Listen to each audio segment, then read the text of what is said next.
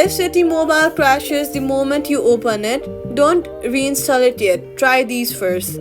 First of all, restart your phone. If you're on Android, clear cache. If on Apple, open storage, search for general, look for iPhone storage, then look for the app you're about to offload, and then click offload app. Offloading this will free up storage used by the app, but it keeps documents and data.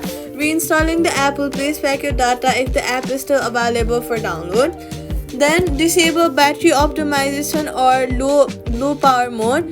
In search for battery and then turn off low power mode. If crashes continue, uninstall and reinstall the app. To uninstall, long press on the Citi Mobile app and then click remove app, then delete app. To reinstall it, go ahead and open your app store, search for Citi Mobile app, and then make sure to update your app. And then make sure to reinstall it from there. Tip: low storage causes crashes. Free up to at least 1 GB, and that's it. Subscribe.